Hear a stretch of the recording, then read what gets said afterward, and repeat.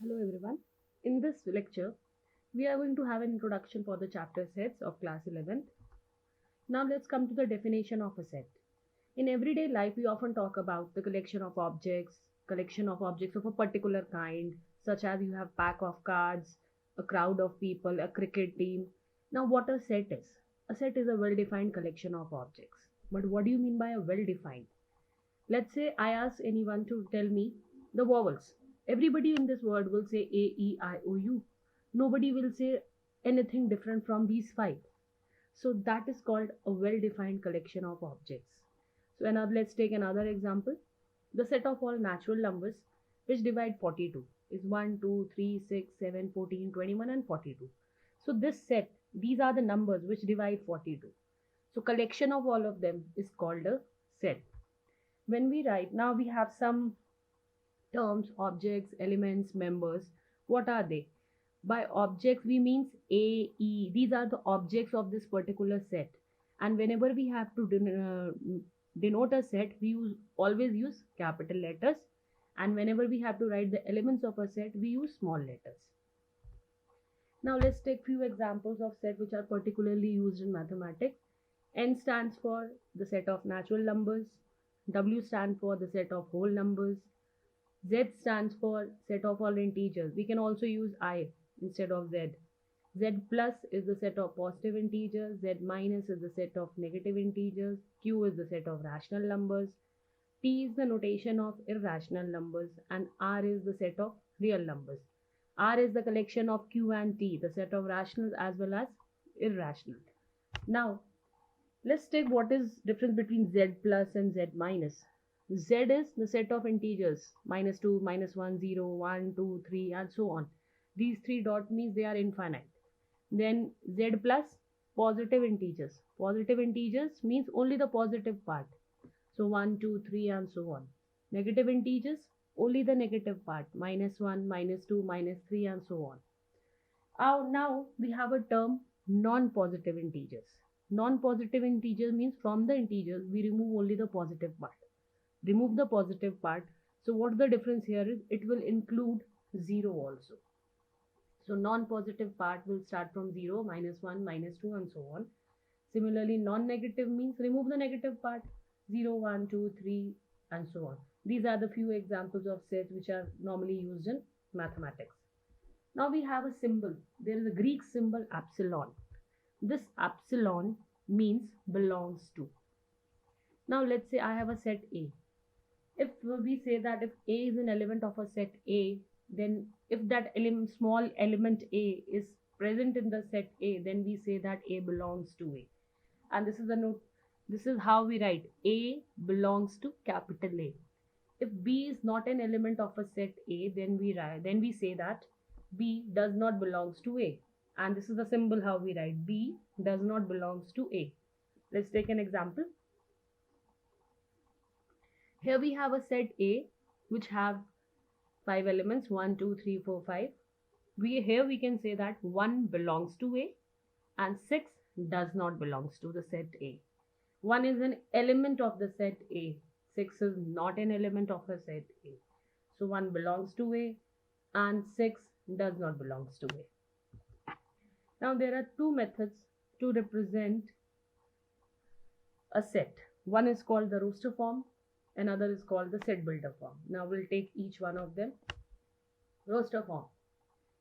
In roster form, all the elements of a set are listed, or we write all the elements. The elements are separated by commas and are enclosed within braces. Here you have the other braces. These are enclosed within braces. Now say we have to write the set of vowels. First you will use a capital letter to denote a set. Then all these elements separated by commas and in braces. Similarly, the set of prime numbers less than 6. A set P with the elements 2, 3, and 5. Set of odd natural numbers 1, 3, 5, and then dots. This dot tells us that the list of odd numbers continue indefinitely. So that will be an infinite set. Now in roster form, all the elements of a set are listed and we know that they are separated by commas. But most important is The order in which the elements are listed is immaterial. Say if I have to write 1, 2, 3, instead of writing 1, 2, 3, I change the order as 2, 3, 1, then also it is same. It may be noted that while writing the set in roster form, an element is not generally repeated. So that is, all the elements are taken as distinct. For example, the set of letters forming the word school. See, O comes twice. So I will write O only once. I will not write it twice because it is counted only once. SCHOL. See here, HOLCS. So order is not important. So the order of listing elements has no relevance. Now, what is a set builder form? In set builder form, all the elements of a set possess a single common property which is not possessed by any element outside the set. Let's take a very simple example. Set of all vowels in English alphabet. Just now we have written the roster form. This is the roster form A, E, I, O, U.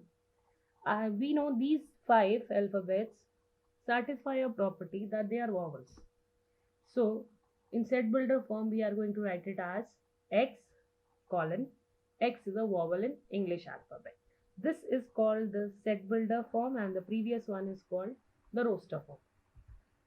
I'm taking another example. Set of all natural numbers greater than 3 and less than 10. So it will include, and first I have written the roster form 4, 5, 6, 7, 8, 9. This is the set of natural numbers greater than 3 and less than 10. So now I know the property possessed by them. So I have written X. In fact, this braces means the set of all. The set of all X, colon stands for such that. So we read it as the set of all X such that X is a natural number and 3 is less than X is less than 10. So this is the set builder form. Now I am taking few examples. Write the solution set of the equation x square plus x minus 2 equal to 0 in roster form. X square plus x minus 2 equal to 0. I have to write the solution set. First I will do middle term splitting. After middle term splitting, I get x plus 2 and x minus 1. So the two solutions here is one is minus 2 and other is 1. So how to write the solution set? Put a braces, then write 1 comma minus 2. Now write the set A 1, 4, 9, 16, 25 and so on in set builder form. Now see these elements, they are possessing one property. This is 1 square, 2 square, 3 square, 4 square, 5 square and so on. And it is an infinite set. That means n a natural number is going, n will have infinitely many values. So I can write it as x, the set of all x, such that x is the square of a natural number. Alternatively, we can also write x such that x is equal to n square, where n is a natural number and the value will start from 1, 1, 2, 3, so on, and I'm going to get the set 1, 4, 9, 16, 25 and so on. If in case the set the quotient was still 25 only, then what will be the difference over there? Then we are going to put a restriction here that n has to be less than equal to 5, because when n is 5, I get x is equal to n square. Now again another question. Write the set in set builder form. Now observe 1 by 2, 2 by 3, 3 by 4, 4 by 5, 5 by 6, 6 by 7. We see that every number in the numerator is 1 less than the denominator.